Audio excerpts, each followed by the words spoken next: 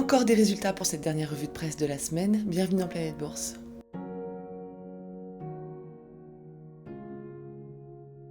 En Europe, AstraZeneca relève ses prévisions de chiffre d'affaires. La pharma s'attend désormais à une croissance des ventes de plus de 20% grâce à la force de son médicament Covid Evusheld. Le groupe a également dévoilé un bénéfice trimestriel meilleur que prévu. Fort d'un bénéfice semestriel en hausse de 8% et meilleur qu'attendu, Standard Chartered annonce un programme de rachat d'actions de 500 millions de dollars. La banque dédiée aux émergents a profité de la hausse des taux d'intérêt, de la volatilité des marchés et de la force de son activité en Chine. Bentley, propriété de Volkswagen, se porte bien. La marque de voitures de luxe a réalisé plus de bénéfices au cours des 6 premiers mois de l'année que pendant tout 2021, soit 398 millions d'euros pour le premier semestre, 1,7 milliard d'euros de ventes et des marges qui dépassent les 23%. Hermès signe des ventes solides et se targue d'une marge d'exploitation récurrente record à 42%. C'est la croissance des ventes aux États-Unis et le rebond de la Chine qui ont porté ses performances semestrielles. La banque française BNP Paribas a annoncé un bénéfice trimestriel meilleur que prévu, en hausse de 9,1% grâce aux performances de sa banque d'investissement et à la baisse des provisions pour créances douteuses. Les revenus du groupe affichent une hausse de 8,5%. Forte d'un bénéfice semestriel en hausse de 13% à 2,6 milliards de livres et meilleur que prévu, la banque britannique NatWest annonce verser un dividende exceptionnel.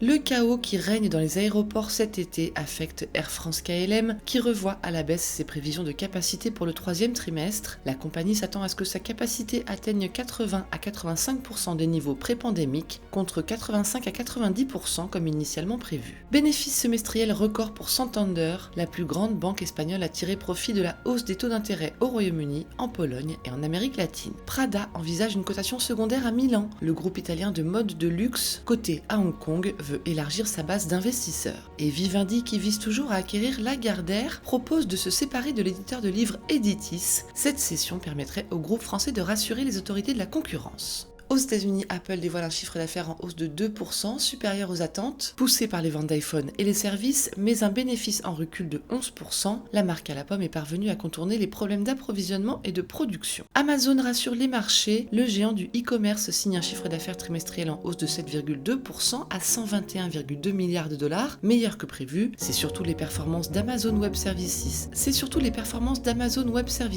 Avec un chiffre d'affaires en hausse de 33% et celle du segment publicitaire en hausse de 18% qui pousse les résultats car la place de marché accuse une chute des ventes de 4% et le groupe continue toujours de souffrir de son investissement dans le fabricant de véhicules électriques Rivian. Intel déçoit, le fabricant de puces qui dévoile un chiffre d'affaires trimestriel pro forma en recul de 17% à 15,3 milliards de dollars et un bénéfice par action en repli de 79% a donc revu à la baisse ses perspectives annuelles. Instagram fait marche arrière, le réseau social propriété de Meta avait adopté une nouvelle interface inspirée de celle de son rival TikTok et mettant en avant les vidéos, mais le média a cédé à la pression des influenceurs et des utilisateurs qui se sont plaints de ce virage et annonce un retour progressif à l'ancienne version. Oui, JetBlue va racheter Spirit Airlines pour 3,8 milliards de dollars. La compagnie qui a évincé son rival Frontier de l'accord va ainsi faire émerger le 5e plus grand transporteur américain. Southwest Airlines a annoncé un revenu trimestriel record en hausse de 68% et un bénéfice qui a plus que doublé. Le rebond de la demande a permis de compenser la hausse des coûts. La taille ne compte pas, c'est en tout cas ce qu'on peut lire ce matin dans le Wall Street Journal qui décrypte les stratégies de miniaturisation des puces par les fabricants Intel, Samsung et TSMC. Plus petit ne veut pas dire plus performant, les détails dans le quotidien américain. Pour la première fois de son histoire, Comcast n'a pas ajouté d'abonnés haut débit au cours du trimestre, car le groupe fait face à la concurrence accrue d'AT&T, T-Mobile et Verizon. L'opérateur a toutefois enregistré une hausse de son chiffre d'affaires trimestriel grâce aux activités liées aux studios de cinéma et au parc à thème. Roku signe une perte trimestrielle causée par le ralentissement des dépenses publicitaires et des ventes de matériel de streaming. Le groupe annonce aussi des perspectives peu réjouissantes pour la suite. Et la société de livraison de produits alimentaires Instacart vise une introduction en bourse avant la fin de l'année, défiant ainsi la froideur des marchés. En Asie, on apprend que Jack Ma pourrait abandonner le contrôle d'Ant Group. Le géant chinois de la fintech cherche à tourner la page d'une année difficile en s'éloignant de son affilié Alibaba et en montrant patte blanche aux régulateurs chinois. Et enfin, la deuxième banque du Japon, Sumitomo Mitsui Financial Group, signe un bénéfice trimestriel en hausse de 24,2%, stimulé par son activité principale de prêt. Voilà ce qu'il fallait lire aujourd'hui sur les unes du Monde. Un très beau week-end à tous, à lundi.